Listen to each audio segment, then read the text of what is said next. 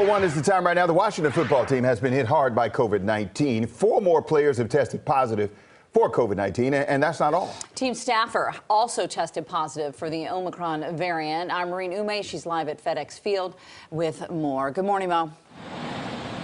Hey, good morning to both of you. So in all, 36 NFL players, including 4 Washington football team players, are on that reserve COVID-19 list. It's the largest number of players added to that list since the NFL came up with it last year. And of course, now that is a lot of concern amongst the league how this is going to reverberate as far as playing time this week in these games coming up. Let me show you the 4 Washington football players, or share with you their names that are on the list right now. So we have Jonathan Allen, a defensive tackle, backup linebacker and special teamer David Mayo, defensive end William Bradley King, and tight end Tamarick Hemingway. Bradley King and Hemingway are on the practice squad, but Bradley did play 3 snaps in Sunday's game against Dallas. Officials say that Jonathan Allen tested positive for the virus, but because he has been vaccinated, he only needs 2 negative tests in a 48-hour span to return.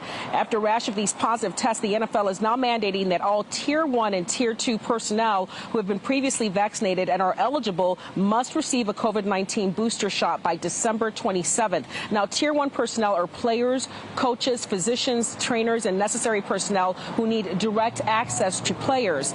Tier 2 is made up of general managers, football operations employees, and other assistant coaches. And then, of course, as you mentioned, there are reports that a Washington football team Tier 3 staffer also tested positive for the Omicron variant of COVID-19. This is the first known case of that variant in the league. Tier 3 staffers are certain operational personnel, in-house media and broadcast personnel, transportation providers, and workers who perform facility, stadium, or event services. But we are told this: they are not allowed to be in close contact with players. So again, this Tier 3 personnel who now has the Omicron variant is a person who has not or will not have any direct contact with players. So again, the 4 players on this list, should they all be vaccinated, they just need 2 negative tests within a 48-hour period to return back to the playing status. But as far as that mandate for the booster shot by December 27th, keep in mind, this actually does not apply to players at all. Everyone else, just not the players, because the players, any mandate to direct it at them has to be negotiated with their NFL Players Association. And so this booster shot mandate doesn't apply to players. So as far as the COVID-19 being spread amongst the players, whether they're vaccinated or not, that really is going to have to play out on its own, because this mandate that the NFL has now put into place will not apply to players. But for now, 4 Washington football team players on that reserve COVID-19 list. Back to you.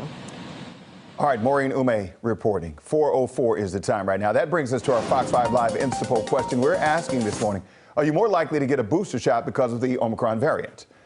You can cast your votes right now on our website, or fox5dc.com, or by using the free Fox 5 app. 4:04, let's get to this Fox 5 News Alert.